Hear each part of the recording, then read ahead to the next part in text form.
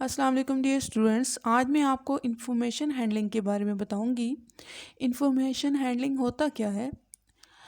हमें किसी भी चीज़ के बारे में इंफॉर्मेशन अगर नंबर्स की सूरत में गिवन हो तो हम पहले उसको सेट करते हैं, अरेंज करते हैं और फिर ग्रुप्स की सूरत में लिखते हैं। उसके बाद हम उनकी एवरेज निकालते हैं या मीन निकालते हैं, स्टैंडर्ड डेविएशन फाइंड आउट करते हैं।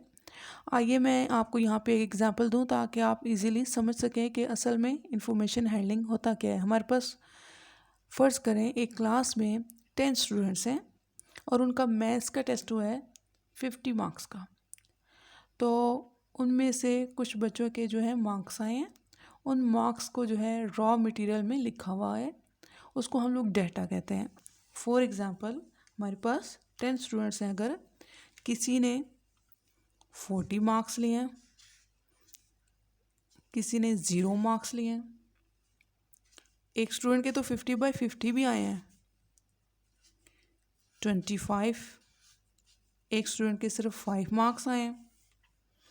इसी तरह से फॉर एग्ज़ाम्पल 23 किसी के मार्क्स आए हैं, 37, 45, 32 एंड 11। ठीक है, तो ये हमारे पास 1 2 3 4 5 6 7 8 9 और 10 स्टूडेंट्स के मार्क्स गिवन है। ये हमारे पास जो इन्फॉर्मेशन गिवन है ये हमारे पास रॉ मटेरियल में है, यानी कि हम इनको सिर्फ डाटा बोलेंगे कि ये हमारे पास डाटा है। अब इस डाटा को अरेंज करने के दो तरीके हैं। इसको अरेंज करने के लिए या तो हम लोग एक लिस्ट बना लेते हैं जिसमें हम लोग स्मॉलेस्ट से ग्रेटेस्ट की तरफ जाते हैं, ठीक है, या फिर हम लोग ग्रुप्स बना लेते हैं। ग्रुप्स की सूरत में हम लोग इस तरह से लिखते हैं कि फ़र्ज़ करें हम कहते हैं कि कुछ जो स्टूडेंट्स हैं उनके ग्रुप्स हैं हमारे पास, हम लोग 2 या 3 ग्रुप्स बना लेते हैं। फ़र्ज़ करें कि हम लोग 0 से लेकर 10 मार्क्स लेने वाले स्टूडेंट्स का एक ग्रुप बना लेते हैं। उसके बाद 11 मार्क्स से लेकर 20 मार्क्स तक लेने वाले स्टूडेंट्स का एक ग्रुप बना लेते हैं। 21 से लेकर 30 मार्क्स तक का एक ग्रुप बनेगा। इसी तरह से 31 से लेकर 40 मार्क्स लेने वाले बच्चों का एक ग्रुप बनेगा और 41 से 50 मार्क्स लेने वालों का एक ग्रुप बनेगा। तो अगर हम लोग कहते हैं कि यहाँ पे कितने स्टूडेंट्स जो थे, नंबर ऑफ़ स्टूडेंट्स कितने थे हर ग्रुप में, तो वो हम लोग फाइंड आउट कर सकते हैं इजीली, यानी कि 0 से लेकर 10 मार्क्स तक लेने वाले कितने स्टूडेंट्स हैं। तो ये आप यहाँ पर देखिए, हमारे पास ये जो रॉ मटेरियल गिवन है हम लोग यहाँ पर देखेंगे कि 0 से 10 के दरमियान कितने स्टूडेंट्स ने मार्क्स लिए हैं। तो ये 0 है और ये 5 है, तो 0 और 5 ये 2 नंबर्स हैं, ये और ये यानी कि 2 स्टूडेंट्स ने इस रेंज में 0 से लेकर 10 तक मार्क्स लिए हैं। तो ये नंबर ऑफ स्टूडेंट्स 1 और 2 हो जाएंगे। आगे चलते हैं, 11 से लेकर 20 तक कितने बच्चों ने मार्क्स लिए हैं। यहाँ पर हमारे पास इधर 11 आ रहा है, एक ही स्टूडेंट्स है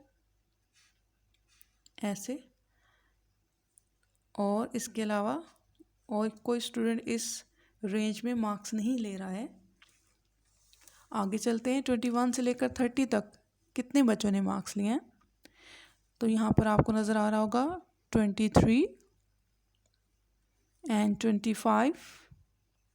यस, हम इसको टिक कर लेते हैं। 23 और 25 ये वाले मार्क्स जो हैं ये इस रेंज के अंदर आ रहे हैं। ये 2 स्टूडेंट्स बन रहे हैं हमारे पास, ठीक है। अब आगे चलते हैं, नेक्स्ट 31 से लेकर 40 तक। तो यहाँ पे आपको ये 32 नज़र आ रहा है, हम यहाँ पे 32 लिख लेते हैं और 40 ये हमारे पास 40 भी है और उसके अलावा ये 37 भी इसी ग्रुप में आएगा। यानी कि 3 ऐसे स्टूडेंट्स हैं जिन्होंने इस रेंज में मार्क्स लिए हैं। अब हम आगे चलते हैं 41 से लेकर 50 तक। तो यहाँ पे आपको एक 50 नज़र आ रहा है, एक बच्चे ने 50/50 मार्क्स लिए हैं और इधर 45। अब ये हमने सबको लिख लिया। अब हम नंबर ऑफ़ स्टूडेंट्स को फ्रीक्वेंसी कहते हैं, हम लोग फ्रीक्वेंसी लिखेंगे इसकी। यानी कि इस रेंज में सिर्फ 2 स्टूडेंट्स थे जिन्होंने मार्क्स लिए हैं। इस रेंज में 1 स्टूडेंट ने लिया है और 21 से लेकर 30 तक मार्क्स जो है सिर्फ 2 स्टूडेंट्स ने लिए हैं। इसी तरह से 31 से लेकर 40 तक 1, 2 और 3 स्टूडेंट्स ने मार्क्स लिए हैं। 41 से लेकर 50 तक 2 स्टूडेंट्स ने मार्क्स लिए हैं। अब हम इनका यहाँ पे टोटल कर लेते हैं कि टोटल कितने स्टूडेंट्स थे, क्या पूरे हो गए, कोई रहता तो नहीं है student. 2 and 1 3, 3 and 2 5, 5 and 3 8, 8 and 2 10, यानी कि हमारे पास टोटल 10 स्टूडेंट्स थे। तो इसलिए फ्रिक्वेंसी भी हमारे पास टोटल 10 आनी चाहिए। अगर गलत आ रही है तो उसका मतलब आपने यहाँ पे कोई मिस्टेक कर दी है, कोई आपने नंबर जो है वो नहीं लिखा है। आप जब इसको इन्फॉर्मेशन को देख रहे हो, जो हमारे पास डाटा गिवन होता है, इसको हम डाटा बोलते हैं। जो हमारे पास डाटा गिवन होता है, अगर आप इसको चेक कर रहे हैं तो आप साथ साथ टिक लगाते जाएं ताकि कोई भी नंबर रह ना जाए, ठीक है। और अगर ज़ीरो भी आता है तो उसको भी काउंट करते हैं, ठीक है। तो इस तरह से हम लोग किसी भी गिवन इंफॉर्मेशन को अरेंज करके लिख के हम लोग उसकी फ्रिक्वेंसी लिखते हैं। हमें इस तरह से किसी भी क्लास के बारे में पता चल जाता है कि वहाँ के स्टूडेंट कैसे हैं, वो कितना पढ़ रहे हैं और उनकी कितनी जो है वो उन्होंने सीखा है और किस रेंज में वो मार्क्स ले रहे हैं। तो आगे हम लोग चल के इंशाल्लाह एवरेज या मीन फाइंड आउट करना सीखेंगे। तो यहाँ तक मेरा जो है वो टॉपिक ख़त्म होता है। थैंक यू, अल्लाह हाफिज़।